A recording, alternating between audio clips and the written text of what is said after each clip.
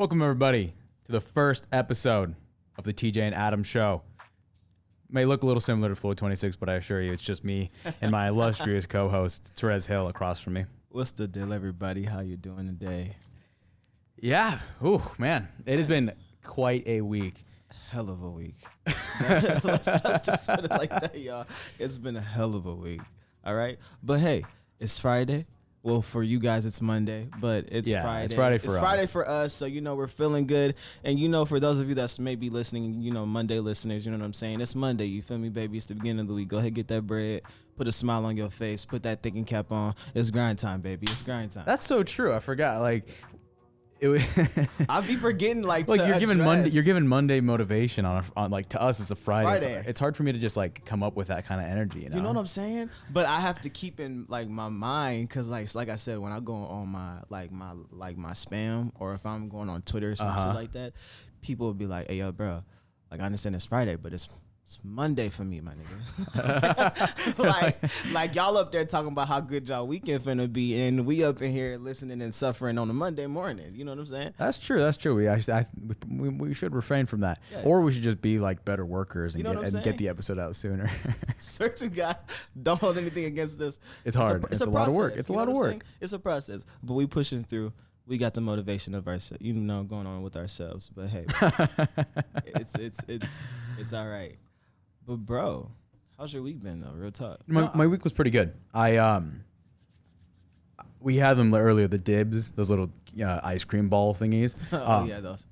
That was if you don't know what the dibs are, they're like Crunch, like the candy bar. Yeah. They're like an ice cream version of that. And typically, at least the only way I've seen them is out west, like in Utah.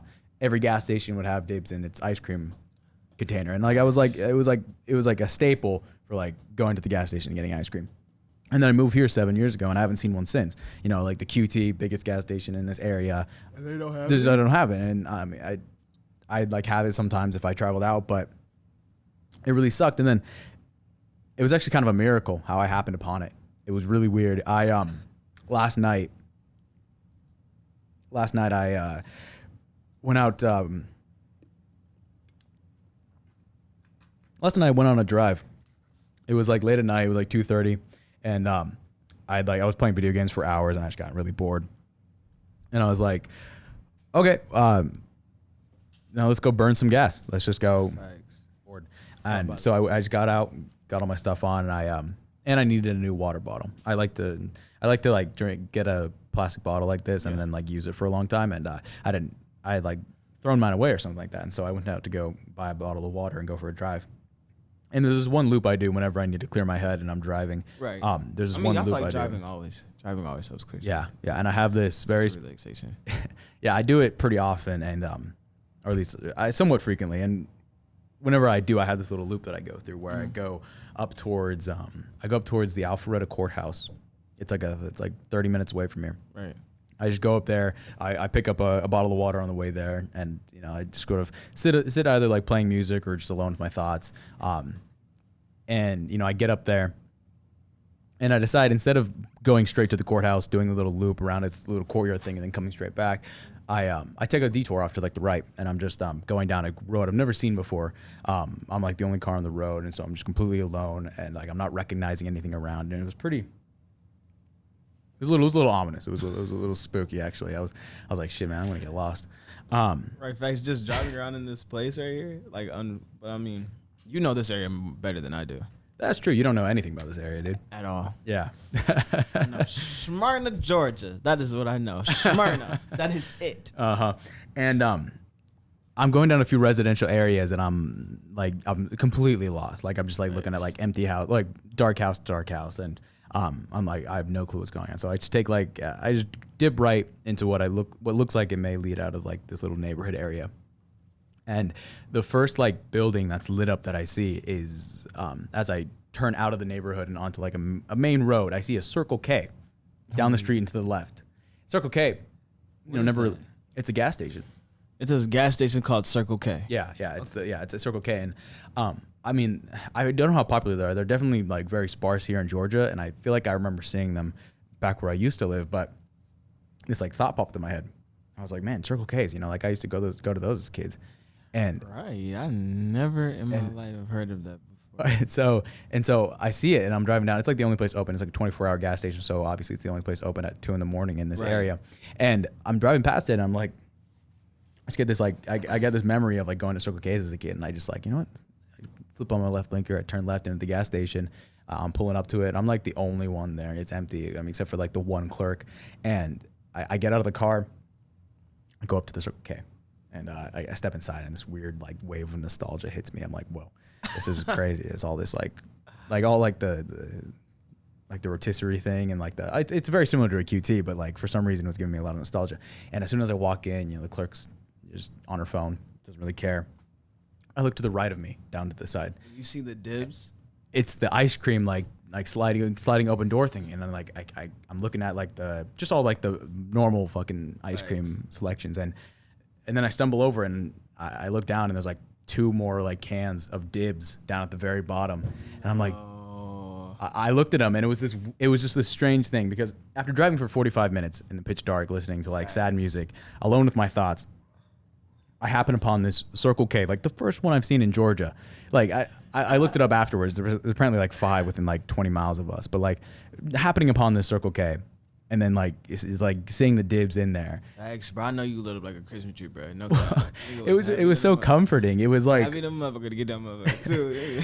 It's like I had reached the destination of where I was supposed to go that night without even knowing it. The steps to get there. Oh, I was just God, like I was just led there somehow. And who would have thought you would have needed on that night? You was about to walk into a place and receive one of your childhood exactly. It was. Snacks. It's one of those things where it's one of those things where the destination was. I didn't know where the destination was. I didn't know how to get there, but I got there. And I had some dibs. I got the 2 cans. I brought them back home. Gave most of it to the kids. But then I ate it like a whole can to myself. That's crazy. And it was beautiful. It was actually beautiful. You enjoyed it though. Like I did. Like, yeah. Bro, I love having stuff like that. Like I'm a fanatic about I don't know what y'all's calling, but them ice cream sandwiches.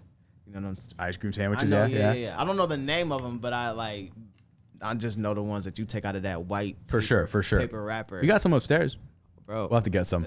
Yeah, we'll get some after the episode. And I remember also Circle K's have Dippin' Dots. Like they sell Dippin' Dots in like their own like the Six Flags have Dippin' Dots here, bro. Yeah, like all the amusement parks have Dippin' Dots. Like a Six Flags, or the zoo has Dippin' Dots. Never been to Six Flags. Neither have I. I've lived here 7 years. I've never been there. It was because I never had friends to go. I was like extremely lonely for like 4 years of being here. We own that shit, bro. Me and you, our first time going to Six Flags, we go there together. Shit, bro. That's wonderful. That's a great idea. And we getting on everything, nigga. Yeah. All right, bet. Are you good with roller coasters? Yeah. And when we went to Cedar Point, like that's the amusement park back home. Well, not back home, but like it's in Ohio type. Yeah. So we went to Cedar Midwest. Point. Yeah, we went to Cedar Point type shit. And bro, I got on everything in there. Like we got there at a specific time to the point where I rode everything from the back. You went like 7 a.m. all to the way like to 5 the front. p.m. Just 10 hours of riding roller coasters. We were there till they closed. Yeah, dude. When I was a kid too, like if we ever went to the amusement park, it was like we got to maximize this profit, right? We got to like we're gonna be there from like gate open to gate close. Gate closed. And in my hometown, in downtown Salt Lake City, the big amusement park there is called oh no, I can't remember. Shit. It's the coolest name for a amusement park. Not the coolest, but I think it's called Lagoon. Yeah, it's called Lagoon. Yeah, look up Lagoon Amusement Park SLC. But in Salt Lake City, there's this amazing amusement park called Lagoon. And it's like your typical amusement park, but man, it is so it looks beautiful downtown. In Farmington, Utah, United States, located about 18 miles north of Salt Lake City. Yeah, there's this it's like in the same, it's like nestled within like skyscrapers, and this huge roller coaster peeks out and has like Lagoon on it, and like you drive down the highway and you just see this ginormous roller coaster with the words Lagoon on it, like driving by, and it was always showed up, especially at nighttime when everything's on and stuff like that. Thanks. And last time I went there, I was maybe 10 years old, so like about 8-9 years ago, and I remember getting there at like 9 a.m. when they opened up, and at that point I like rode a lot of stuff, but I still didn't ride like their biggest machines, and I honestly I'm a screamer, man. I don't know why, but I'm an adrenaline junkie. Like I don't know, it's that one that one ride where it's like a slingshot. Like I would get on that where it just extends you in the air. Never get on that. I would. I never have. But like I haven't been in the presence of roller coasters since I was like 14, you know? So, like I was a very young kid the last time I rode a roller coaster. So like maybe I could go do it now, but like 10-year-old me is looking at that roller coaster and shitting himself. He's like, that thing was terrifying, dude. Even as a kid, bro, I used to love getting on shit that made my, like at Cedar Point, there was a thing where you'd lay on your stomach almost, and they'd wrap you around in this thing. And then it'll swing you in the air, almost like you could act like you were flying. Or some shit. I've seen those before. That's awful. But you just rock back and forth, or it turns you around type shit. Dude, I would get on that crap with my uncle as a kid and just flop down and be going crazy. I don't know. I have a tire swing outside, like I have not a tire swing, but like a swing that hangs from the tree, and my siblings will spin me in that shit. Like they'll wind it up and spin me, and I get nauseous. Bro. And it's like what would I do if I was on like a fucking one of those roller coasters that like goes inverted? Yeah. Because at Lagoon, the most recent roller coaster, it tips off like this huge drop, and it brings you in where it goes out, and then it does an inward loop where you're upside down, and it's like, I don't know, it was like super novel at the time, I think, but like that sounds terrifying. I'd throw up on the way down and catch it on my way, like as I'm passing. You know the thing did you say it as a kid though? What? I used to hate water rides as a kid. Water rides? I used to hate water rides. Like going to Disney as a kid with the fam and shit like that, or we take family trips. We'd always go to little water amusement parks they had there. And then I can't remember the name, but it's the one where it's like you're going through the Looney Tune place, and then next thing you know, it's a big drop before you get off. And then it splashes you with water? Literally, I used to scream as a kid. I hated that shit. I hate any water that used to touch my face without me saying so or without my approval. I was not going for it. That's completely the opposite for me. That was like the first ones I'd like to go to. I just got really hot as a kid, and I'd like if it was like summertime, you know, like amusement park out everywhere, like it's super hot, 99 degrees. I'd go get that first. But my mom, I think she hated it because she was always like once they get out, it's all these wet ass kids. Oh, they just gotta tear it around. And you know, she would never let us on those rides like an hour before we left, because by the time we left, we'd still be wet when we hopped in the car. Literally, and you could never go out there on a day that was gonna be gloomy. If it wasn't hot, like very hot and sunny there, you were not getting on anything water related. My mom would be like, my mom would be like, fuck no. Fuck no. Those exact words. Fuck no. I feel like I remember going to amusement parks in like August or like fall. Like it's pretty cold months still, like in the fall. And you know, seeing some kids, maybe not myself, but seeing some kids walk around with like their wet ass cargo shorts, and I'm just like, it's like overcast. It's like 70 degrees, so like not hot, but not but like pretty chilled, and like a breeze is coming through, and they're just fucking walking around shivering. And you know, those parents are just like angry as fuck because their kid's never gonna dry off before they like head home. Get into the car and nothing like that. You was about to sit in them wet clothes. Yeah. Literally, bro. But that's how they get that dough, because they see that the gift store is right there. You go ahead, you change. Get yourself a $50 pair of shorts. Literally, or you get you a $60 hoodie, a towel with Mickey Mouse on it. Literally, or a shirt that costs $35. Maybe that's possibly on sale. Especially in Disney, bro. There's no telling what you're gonna pay for it. Oh God. No, but I feel like going there in like the fall, and like those were like the best times, because real talk, at Cedar Point we used to have Hallows Weekend, and I'm a fanatic for horror films, for horror anything. So all them motherfuckers coming, like I said, I'm an adrenaline junkie. All them motherfuckers coming out scaring you, bro. I'd be in that boy just grinning from ear to ear walking through the amusement park seeing them. Well, especially in Disney when they had. Well, like what kind of horror movies are you into? I mean, the third Conjuring movie's coming out soon. Are you excited for that? I am excited for that. Okay. I mean, they as a kid, I don't know why, but those types of movies would really fuck me up. Like I'd be like, I'm never watching a scary movie again. But then as I'd watch them coming up, like with my dad and stuff like that, because he'd be like, all right, let's watch Freddy Krueger, and I'm like, Tracy. Oh, Dad sat you down and watched Freddy Krueger with you? Mm-hmm. That's crazy.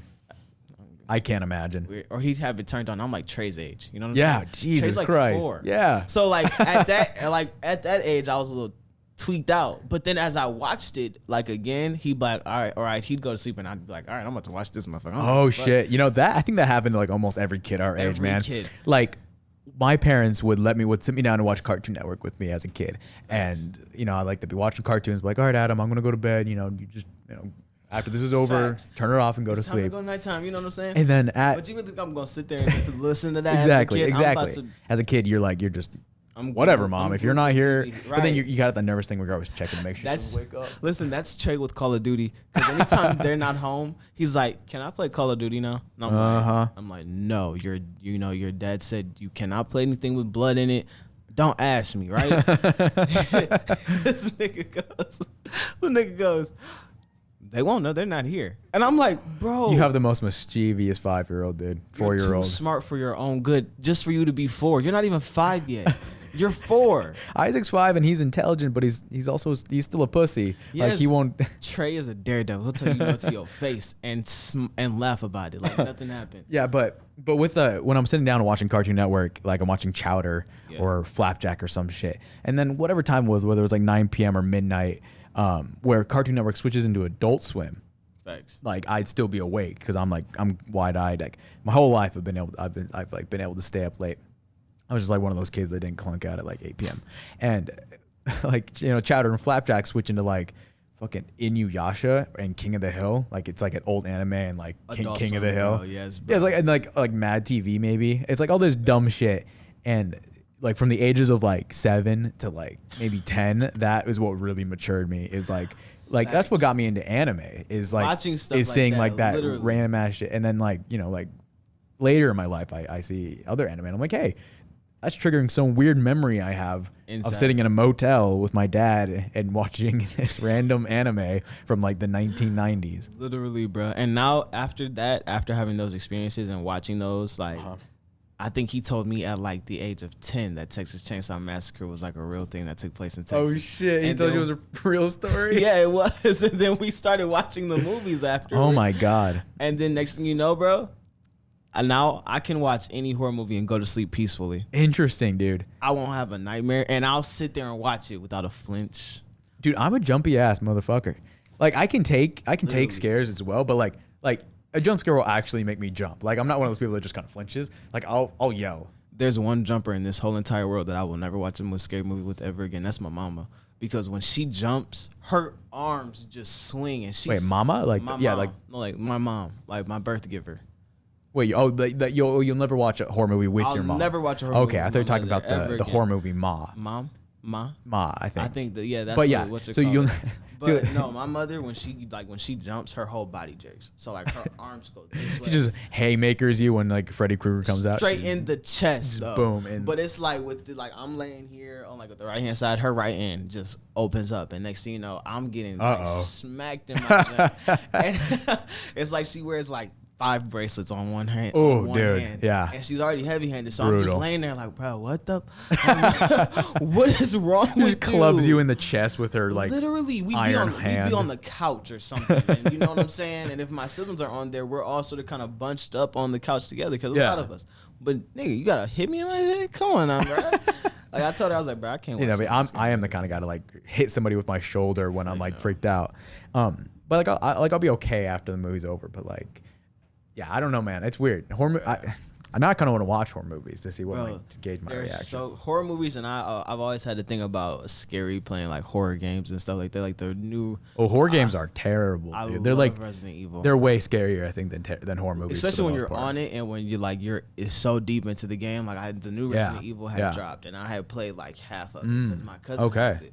So I'm sitting in there, going through the motions, playing the game. But he has like the headset that's wireless. You know what I'm saying? Ugh. So bougie ass. So he's sitting there, he's playing the game, right? And next thing you know, all you hear is yelling coming from like their sensors. So that's like, awful. You hear it all the way from like behind you. Literally. So you think it's coming from behind you type jump. That's terrible. Man, I'm in that motherfucker like, oh my god. No, I'm like, oh my god, this is amazing, bro. I played the Outlast games. Where you like have like a video recorder that you have to like find batteries for to constantly keep watching through. You can turn on like the night vision to help you see. Super like very immersive and terrifying. Like especially since it has one of my like, if there's any horror movie, especially if it's like a very fictional horror movie, like the villains that scare me the most are like crazy religious people. Like backwater religious people, really like really scary Christians that like are very, at least I should say like Uptight religious. I should say like the second Outlast game, its main villain was like these people who lived in like this canyon, and just it's a bunch of like really inbred people who were like really devoted to this, like their pastor who was like this really messed up guy who like does like demonic magic and shit. It's really fictional, obscure, but like those kinds of villains really get to me.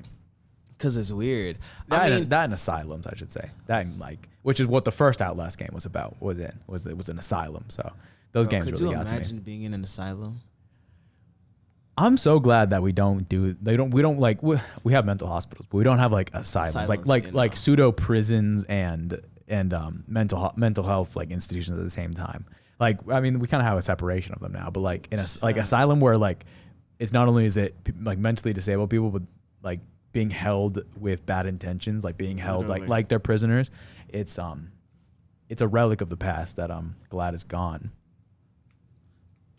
Glad it's gone. Yeah, like you watched American Horror Story, right? Oh yeah. Like Briarcliff, because that was an actual place, Briarcliff. It was. I think, yeah. And that shut down in like the 50s. Like we were still like our grandparents were alive when people were still being imprisoned, like where people with mental disabilities were still being like imprisoned in asylums.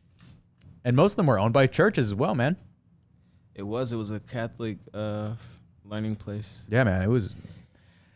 You know, I took a road trip recently with my brother to Denver when he was moving, and I actually haven't really told any stories from that. But that was an awesome like 3.5 days that we went from here. We drove from here to Denver. I can only imagine though. Yeah. So we drove through like the entire West, like the entire Midwest, like not the Midwest. The Midwest is like up there, but the West. You know, like we drove through Kansas and Kentucky and you were Tennessee. in that area type shit. Yeah. And oh man, there's so many places that just fascinated me, and I relating to us talking about how scary like backwater churches can be, right? When we're driving through like when we're driving like hundreds of miles through like Tennessee, Kentucky, and Kansas, and we're going through just like miles of like flat road where it's just like it's just road and then fields to your left and right for as far as the eye can see, like as far as the horizon, and it's just that for hundreds of miles. We went on a 7-hour stretch where it was just it was just hundreds of miles of road from one gas station to another. We just filled up a gas station, drove 500 miles without seeing like another one, and then like hit another gas station and filled up. It was crazy. But like the only buildings that you would scarcely see was like a small group of homes and a church. And and like it was the weirdest thing because we would sometimes have to like take a detour to like take a piss on the side of the road. And we'd like drive through one of these like pseudo neighborhoods where it's just it's like farmhouses and then the chapel that's like the church was just like a 1-room chapel, like sitting in the middle of them. And like, you know, we made jokes, and obviously I don't have any ill will to random people living in Kentucky, but like it was just one of those things where we were always joking about like it activated that fear a little bit. Oh, of staying. Maybe it was a little irrational, but like seeing like a very like a church where like 20 people attended, and we're like, you know, I don't want to speak to any like what they might be teaching, but like I actually came up with this one sort of rule while I was driving there, because we also drove through places like Tennessee, and I should say like we drove through like the major cities of each of these places. So in Tennessee we were in Nashville, like I showed you the AT&T towers and stuff. And in Tennessee, it's like there's a lot of mega churches, like a lot of like amphitheater sized churches with like thousands of people. And I like came up with this idea that I don't trust anything, like almost all religions aside, it's very hard for me to trust anything that comes out of a church that's smaller than a house or like bigger than a theater. In between, you know, it's like a safe area, but like if you're smaller than a house, if you're smaller than like a single building, or like bigger than like a fucking stadium, then like those are two extremes that I feel like tend to have the most irrational thought in them. Sometimes I feel like it also does depend on experience too, and depend on the person going behind them. But I do definitely feel exactly where you're coming. It was mainly just like a funny little joke, you know, like facts. Like, you know, because you can really picture what both of those are like. Yeah, like, and what is going on behind the doors of those facilities and something like that. Facts. And I feel like there's been so many movies regarding like the church life and you know, the religious life, or you know, the lives of those that are leaders in the religious community, you know, such as deacons, pastors, and you know, their intentions behind those. You know what I'm saying? There's Catholic Church especially had a pretty bad rep recently. But yeah, that was just something I noticed on that trip. And we were driving through Kansas on like the same like hundreds of miles of empty road.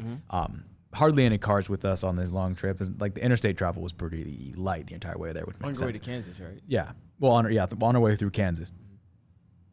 And we'd stopped at a gas station like 300 miles before, and we're running low on gas. And so we see like the next gas station is like this sort of is like a few more miles down the road, and then off the road about a mile. And it didn't look very appealing, just because our destination was like only like 120 miles past that. Right. But we wouldn't have made it there, because that was the last gas station until you reached like a city. So we had to stop there. And so we keep going down, and we turn right off the road, and we go into this Sinclair. No, not a Sinclair. It was it might have been a Texaco. But Texaco. I'm looking on the map as we're pulling into it to get the directions right, and I see off to the right of the gas station. It's just a gas station, and then like on Google Maps, it's just empty space. It's just white borders of nothing, until I look past the gas station, about a mile past the gas station. I just see this grid, this 6x6 grid, like planted in the middle of like nowhere on the map. And I zoom in more. I'm very curious as to what it is, and a name pops up amongst the lines, and it says McCune, and I'm like, hell? I click on it. It's a town in Kansas called McCune, McCune, and I'm looking at it. It is a 6x6 grid line. There's 6 streets. There's 12 streets. There's 1, 2, 3, 4, 5, 6, and 1, 2, 3, 4, 5, 6. I go on Google, and I'm like, McCune, Kansas, right?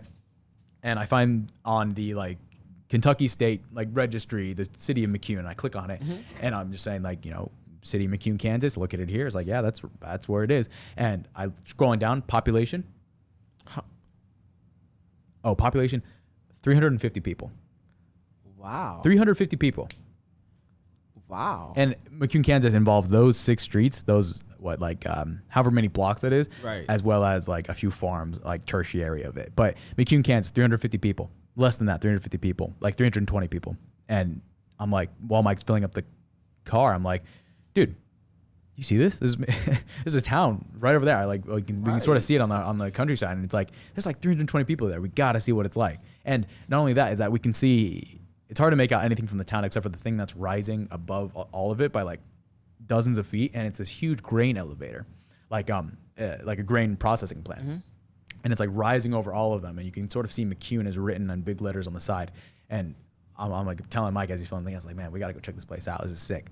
And so, I convince him, and we hop in the car after we fill up, and we go into McCune, Kansas, and we're driving around. And it's just, even from the outside, it looked quite a lot like the town that time forgot. I'm looking around, and it's, well, not the town that time forgot, but just in quite a lull. Like, I'm looking around, and there's a lot of satellite dishes around. Right. There's a lot of like the home architecture, and like some of the cars, and are very like early 2000s, like almost like not like super behind, like we're living in like the 1890s or something like that, right, but just a few decades behind, right, which is like probably the most common thing that's in this country right now. And also, as I'm telling this story, I have no ill will towards like the city or people living in small cities, but I should say that Sorry, moving on. As we're driving through, we go up to the grain elevator, and there's like actually like 2 people working out there moving trucks back and forth as they're loading grain. Right. And I'm looking around, and we go down their main street, and on this main street there's like 4 big buildings, big relatively speaking to like the rest of the buildings in the town. And one of them is the postal office. One of them is the town hall, which is just like a room, a building about the size of this basement that we're in right now. Right.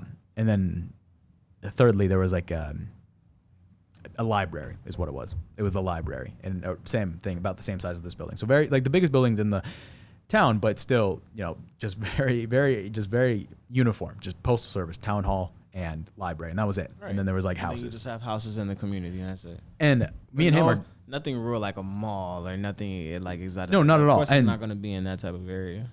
And we're just driving around. We're just acting all sus and stuff like that. We're checking it out, and we leave for a second there, and then as we're about to drive out, we're stopping by the gas station to pick up some snacks. I'm sort of like as we were passing by that museum, I saw that it was open, and I was like, Mike, we got to go back there, right? Like we got to go check out, we got to go see what's in that museum, right? Because at this point I'm deathly curious about McCune, Kansas. I'm just extremely it's like there's so much like. So what was like all? Did you guys Sorry, one second. actually go into the museum? You guys went there for real? Let's check this out. So we're driving past. This is McCune City Hall right there. That's the McCune Postal Office. Oh wow! And they're all like literally right there next to each other. And then that's that wasn't. I forget that was. That might have been another meeting place. But yeah, McCune, Kansas, population 406, I should say. Sorry, McCune, Kansas. That's me and him. Just like I just took a selfie of us standing in like a field right outside McCune, Kansas. And but yeah, after we leave and I'm like contemplating the car, I tell Mike that we have to go back there because we have to go to the museum and go back. We park outside and we walk inside the museum and there's two people working right there at the front desk. Mm-hmm. And it's like the first two people we've really seen up close. And, we introduced ourselves. There was a woman and like a pretty older man. He was 70. He told me later. And they ask us, like, who are we? Why are we here? And we just tell them our story that we're road tripping across the country. And, we saw you guys on the map and we were really curious. And so the older gentleman, he's like, awesome. And he's like, well, let me take you on a tour.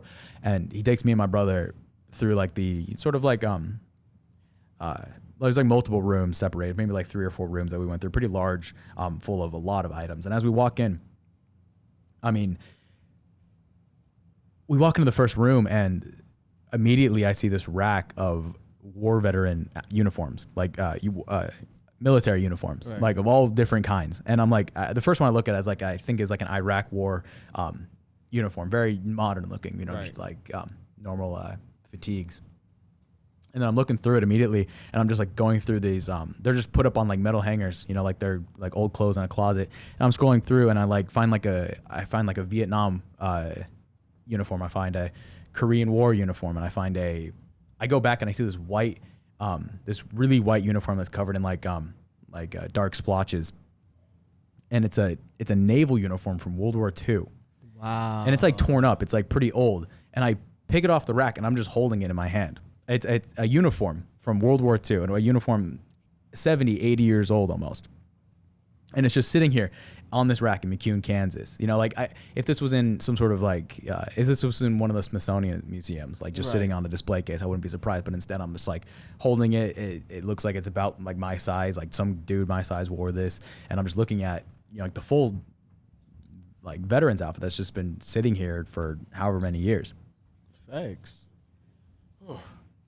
But that's so amazing how so many, I don't want to say forgotten, but so many small places. And I mean, don't get me wrong, most of the major known states, they, you know what I'm saying, or cities within a state, they have some pretty good history too. But it's so amazing how when you get the backstory of, you know what I'm saying, wherever you're at, the history and what really had gone on in that town. You know what I'm saying? Yeah, and we're learning about the history of the town, and he's telling me that this town was founded in 1886, like during westward expansion. It first, when like the first trading post went up in 1890, which he showed me a picture of, by the way. He showed me a picture taken in 1890.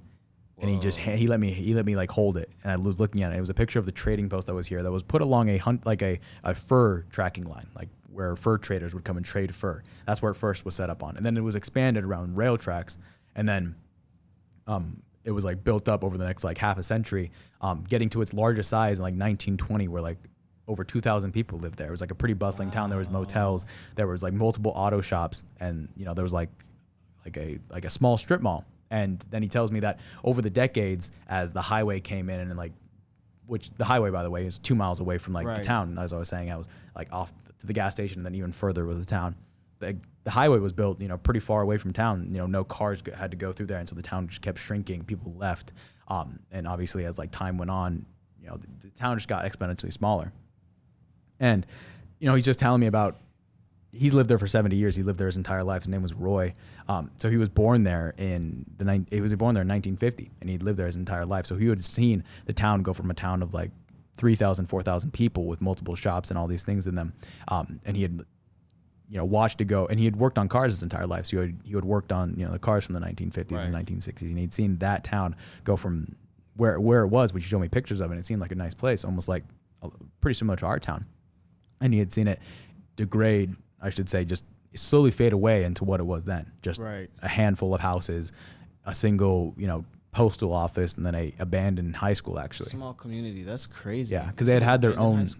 They had their own high school and elementary school building, but in the 1980s, when Kentucky had unified all their school districts, all the kids in that region were relocated to a much larger high school further away. Because in a very sparsely populated place like Kentucky, they really group a lot of people into one school. So they take a big swath of land, which only has probably as many students as like the high school we went to, but since it's less densely populated, they just have a lot of people coming from the same place. And so the high school building that they had from like 1910 to 1960 is now just abandoned. They probably used it for something. I think it's probably kept up, but it was a very small school building as well. Right. And I mean, they had a football field with rusting goalposts because there were goalposts that were built in the 1920s, and they had just stood there for almost 100 years at this point. And you just see, and this is old school building that nobody uses. And I mean, there's not even enough people in the town to fill it. It's amazing. And he's just telling me about this history. He's bringing me through all these pictures. They have these huge rack of posters like you see at a Target, where it's class pictures from all the way from the year 1890 to the year like 2008.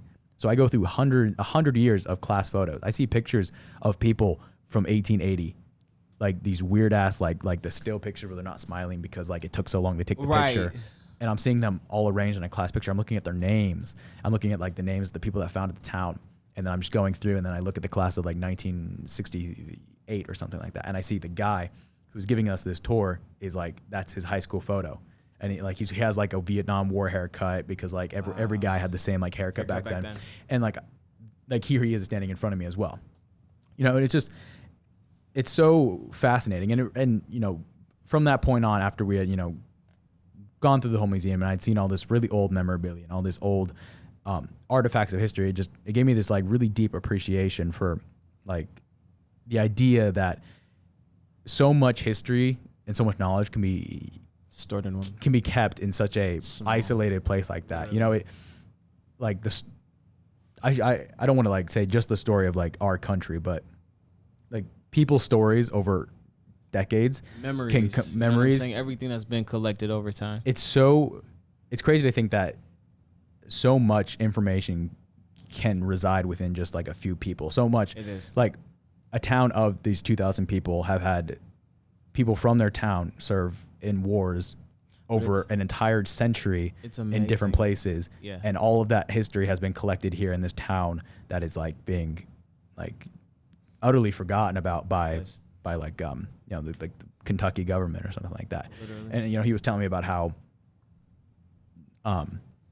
like no like legislator really cares about what's going on to the town, and like how more people are leaving, and that if their population would drop below a significant amount, and like their postal office could be deserved, like that whole area could just not be like, I forget the term they were using for it, but the town could like end up being unserviced, or like deserted. It's just not on. I don't like there's people still living there, but like the postal service doesn't go through there. Yeah. Do they have like a grocery store? If there's like a government, if there's like the government like produced power, like it's like Kentucky Power, they stop sending power to that area because it's like no longer on the maps.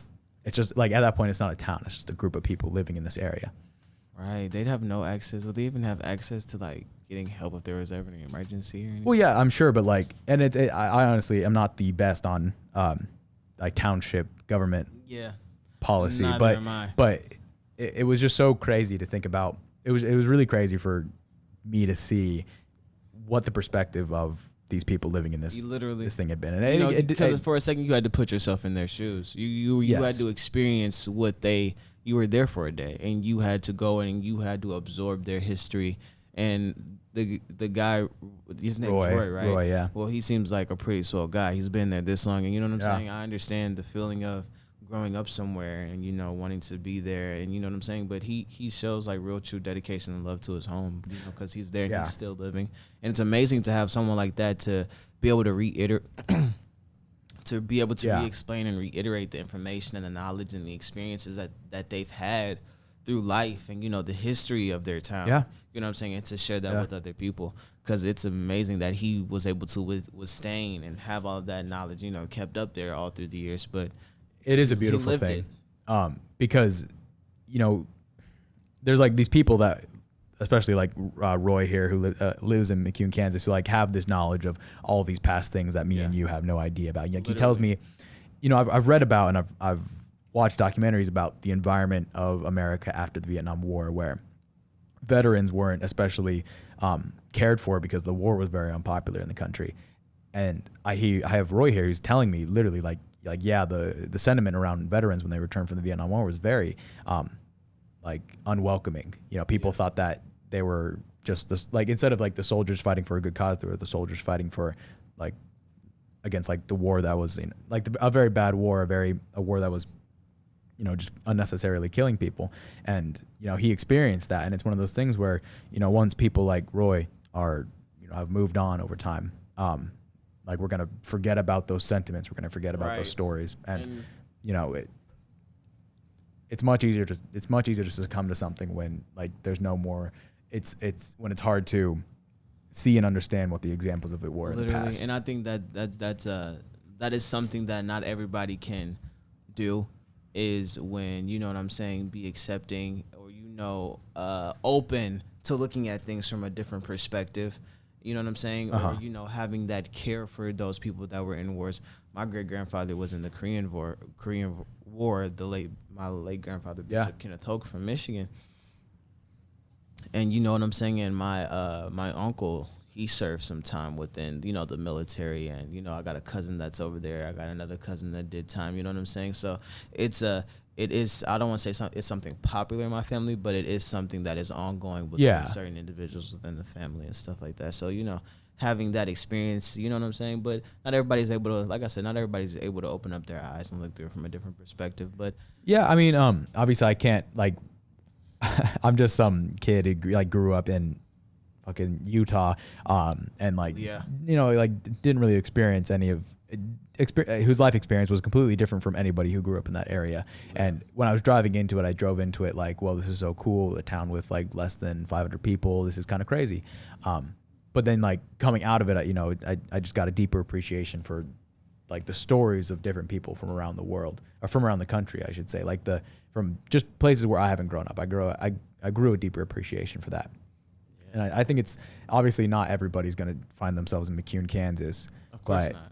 I feel like you even sharing that should go for such a statement, you know what I'm saying, and such a pillar of taking into appreciation, you know what I'm saying, all things, not, you know, veterans included, but, you know, all things that hold sentimental value, you know what I'm saying? Everything that everything we look at nowadays, we know what I'm saying, they don't feel as if it's important, you know, or that certain things in the past take place hold any type of value. But real talk, they do, even in today's society, because history is such a mark upon the world and things that we look back at for tools, you know what I'm saying, for knowledge, for strength, encouragement, and stuff like that. And it really does help us move forward into our future.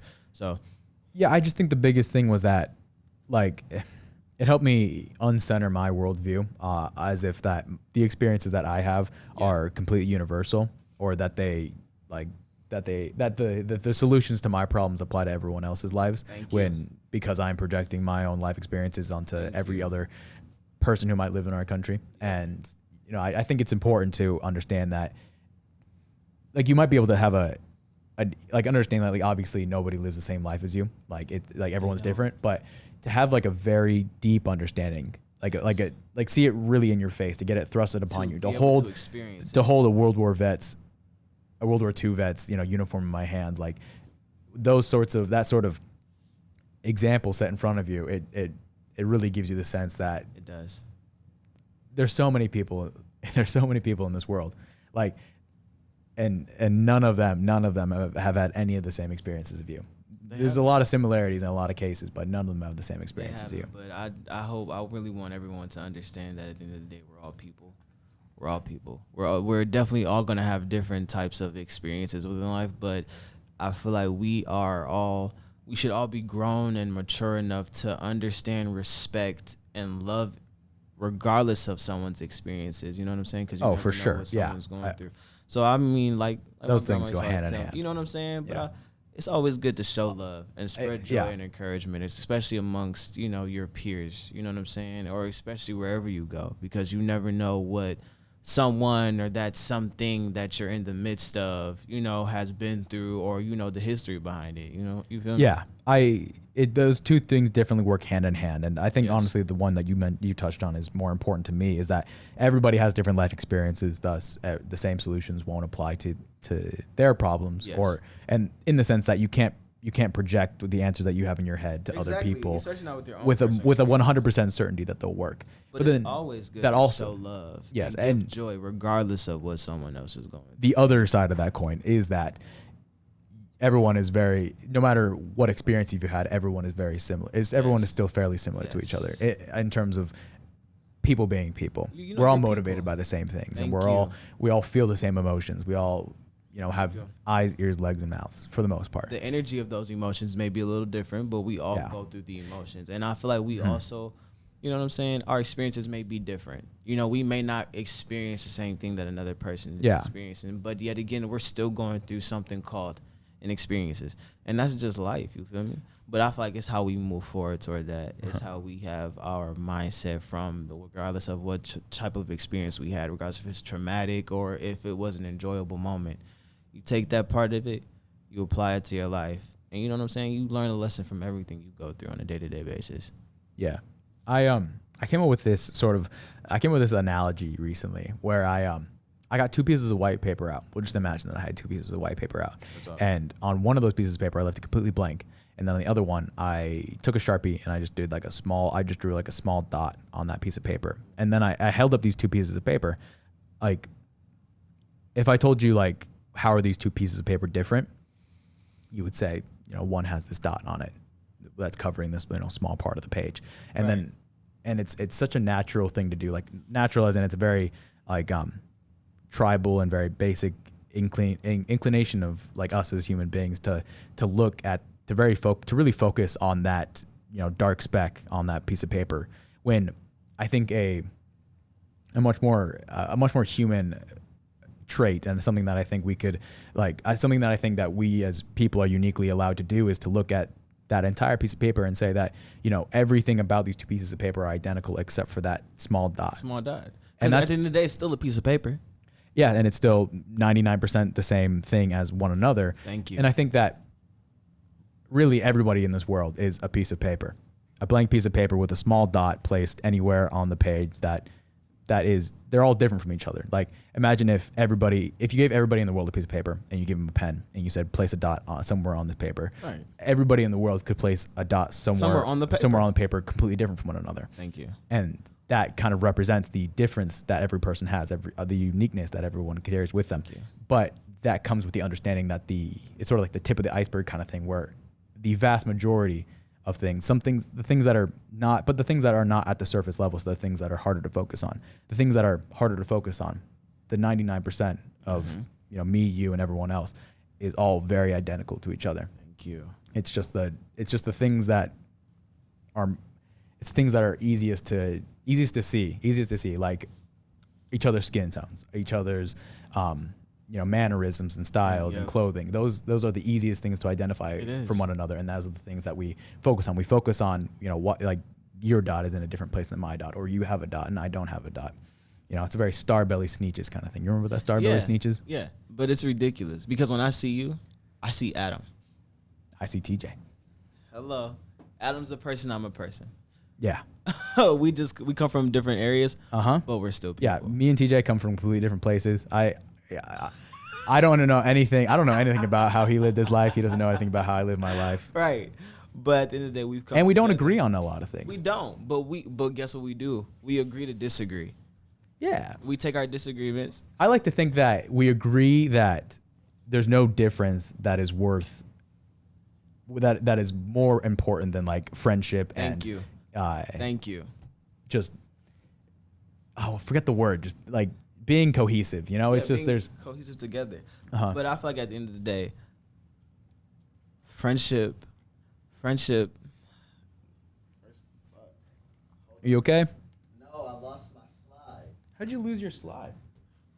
Oh no, I took it off. Okay. I lost it, but I got it now. So now I'm back together. But friendship is such a pillar, especially when you take the word into such a seriousness. Because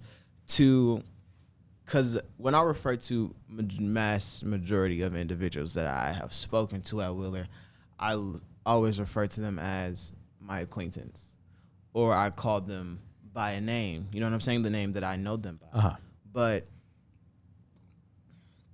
when speaking on or including you, Parsa, you know what I'm saying? I'll be like, friends. You know what I'm saying? And that is such a statement, because that is someone that you truly have to be in accord with. Mm-hmm. And I won't say in 100% accord, but in some type of accord with, because if we don't have nothing that we like in one another, you know what I'm saying, there's no reason for us to be cool. But then you also can apply how opposites attract. We have different perspectives on everything, you know what I'm saying? But we know how to come together and look at it from one another's perspective, or to pick up on what the other person is putting down. Yeah. You know what I'm saying? Yeah. So having that type of compromise and that type of mindset is really something impeccable and really important to have within a friendship. You know what I'm saying? Even if you both don't necessarily agree on everything, but having the mindset of, okay, I can compromise with my homeboy. Yeah. Because we let all differences go, and we just learn to be cohesive, calm, and collective with one another. Having a very shallow separation of having a very shallow threshold of separation where it's very easy for you to identify people as like people you can fuck with and people you can't fuck with. Where Yes. and it's like a very shallow thing. And like it doesn't have to be like just like I only like really hang out with people in my race or in my like thing. Just like No.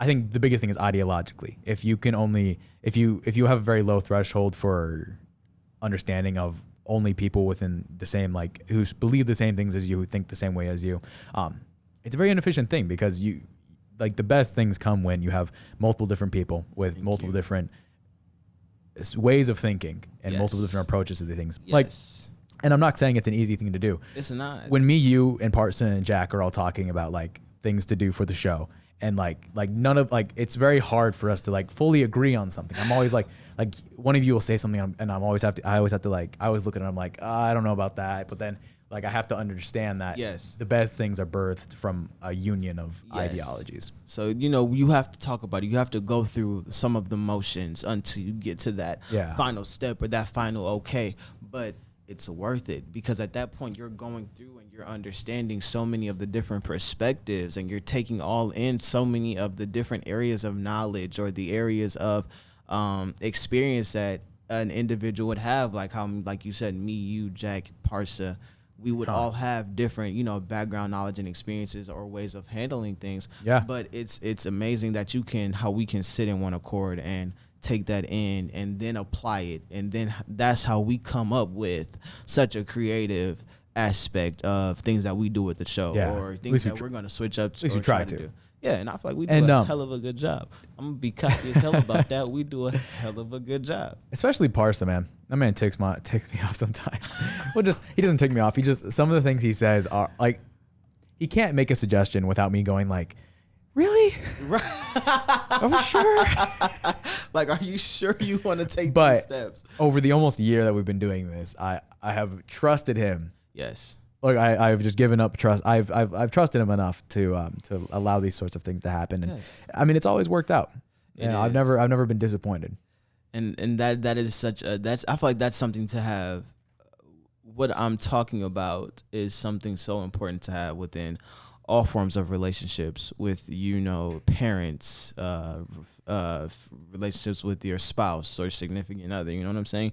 It's always good to have, I don't want to say communication, because yet again, communication can fail in aspects. And sometimes communication is not the key to all things, but understanding, that is the key. That is a key. Even if you don't agree with certain things, but understanding another person's perspective and genuinely listening and hearing them out, and then, just breaking it down, depicting what's going on, being cohesive, being calm, collective, and really, taking in what someone's saying and having that type of level of understanding with them.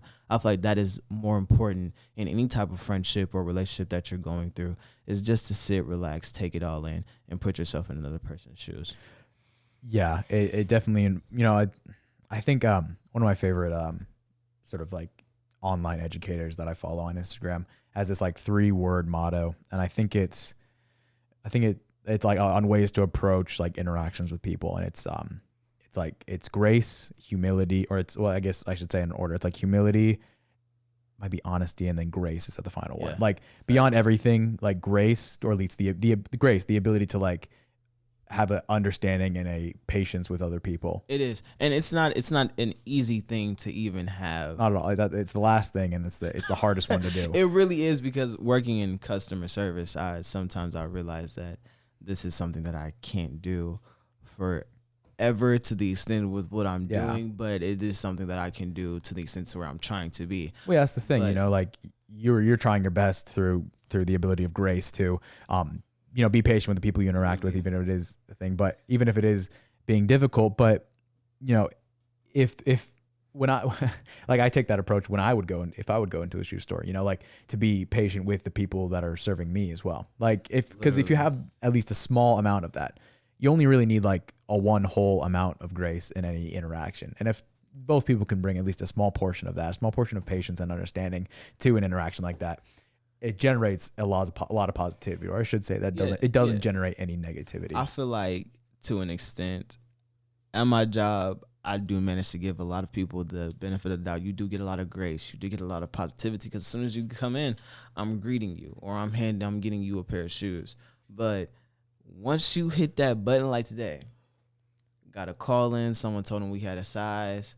We're not really supposed to be giving out sizes type junk, but it is what it is. We got a call in. Someone told him we had a shoe size. He came in the store. He was sitting down, and he was basically saying that blase.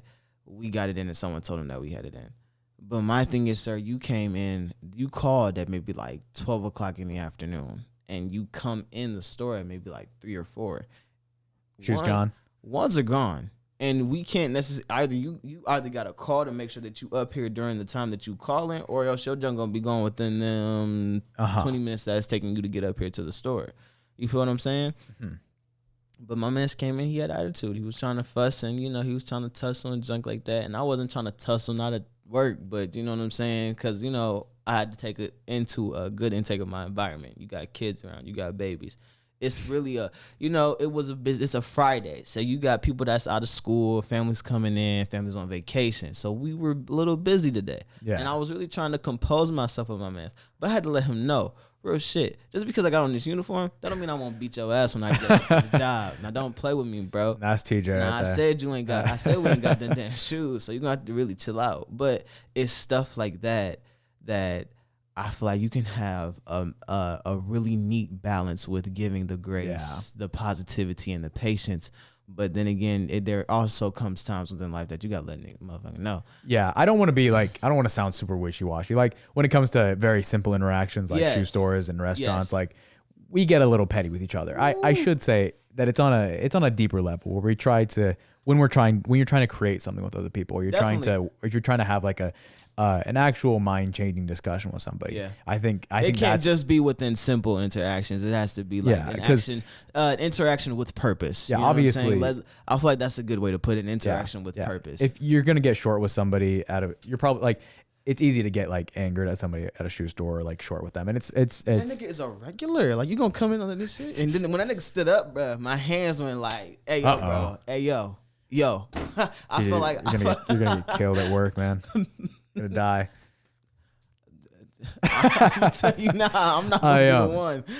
But yes, it's more so conversations with purpose, where things like intellectual humility, grace, and honesty come in. Where it's all about where, like I was saying, like a very low threshold of separation. Where if you're really trying to learn about other people and learn about other ways of thinking, those 3 aspects are very important. They have to come into play, and they have to be, and they can't just come into play for the time being. I hate people that aren't consistent with their actions as much as their words. You know what I'm saying? Like, you know what I'm saying? I feel like if you're going to hold someone, how can I put this? For instance, fellas, you taking your lady out. You know what I'm saying? And don't get me wrong, date night does not always mean that you have to spend some money. But when you're first with a female, you know, you're taking her out. Y'all going out. Y'all always doing something innovative. Why? Because you're working towards something. You have an action that you're doing for a purpose. Actions with purpose. You're doing something with her because you're trying to get somewhere with it, regardless if it's you just trying to get some cutty for that night, or if you're trying to be into a relationship. You know what I'm saying? You're building up your status quo. Yes. You know what I'm saying? So, for instance, if you constantly, or you get her in the habit of constantly taking her out, you know what I'm saying, or constantly spending that type of quality time or that dime on her, and then next thing you know, you fall out of pocket or you fall out of whacker, you feel me, and you slacking on your thing. It ain't even got to be you spending that type of money on her, but you just spending that type of quality time with her. You know what I'm saying? I feel like that is something to have consistency with. And I'm not just trying to, you know, spit on the fellas, you feel me? I'm talking about the ladies too. You know what I'm saying? Because, bruh, there's a lot of different types of relationships, you know? I mean, it's hard to apply one rule to all of them. Yeah. The main purpose of the rule was consistency. I was just giving the fellas that example for the fellas, just for an example. You feel me? Yeah, it makes sense. It makes sense. But consistency, I feel like, is one of the major things that has to happen within all types of relationships. Yeah, or at least you know, not falling into hypocrisy, where you say things you don't do, and that has a level that goes hand in hand with consistency. Not it does. You know, only live by the rules you set, and if like you stop living by the rules you set, either change the rules or, you know, change how you act. Thank you. And I also feel like you should always at all times treat people how you want to be treated. Yeah, and it's one of those things where I constantly try to understand the rules of how I choose to look at the world and my own actions. And then if I see either myself or somebody else doing something that sort of falls outside of one of those lines, I adapt the rule to say like, you know, this aspect of the human experience extends in this direction or this direction. Thanks. Or if not that, if it's something within myself that I'm doing, and I say like, I told myself that I'm only going to drink water, and I don't do that, then I can't. I either have to adjust that rule, or I have to, you know, stop doing what I'm doing. And that's a very light analogy. It's more so on a ideological and sort of the way you live your life kind of style. But that's all I needed to say. It's just that those three things are very important to understanding other people. Grace, positivity, patience. Listen, humility, honesty, and grace. Humility, honesty, grace. That is the takeaway from today. Takeaway for today. Listen, guys. Whoever's listening to this, y'all need to write that down. Remember to carry this with you all through the week. Yeah. Let this be your Monday motivation, but not just your Monday motivation, but also something that you apply to your everyday lives. You feel me? They're listening to this on 3 p.m. on a Monday. We're recording this at 9 p.m. on a Friday. It's extremely different ideas. Because I'm about to go home and get drunk. And y'all about to go to work. Y'all just getting off work. Oh, Jesus Christ. But, well, that was a very long conversation. Thank you, TJ. I'm glad you were here to bounce these ideas off of, because these things have been bouncing around in my head for a long time, and it's nice to have someone to bounce it off. It's definitely always good to sit here and talk it out and always get it off your chest. You feel what I'm saying? Right here. I just dapped my man's up, yo. Knock down the hat. But thank you all for listening to this episode of the Floor 26 podcast. TJ, you're the best, man. I think this whole TJ and Adam show is going really grow. It's good. We always got to end it off. Share some positivity. Share some love. HHG, everybody. Yep. Humility, honesty, grace. Everybody have a great week. This is Floor 26. We're out.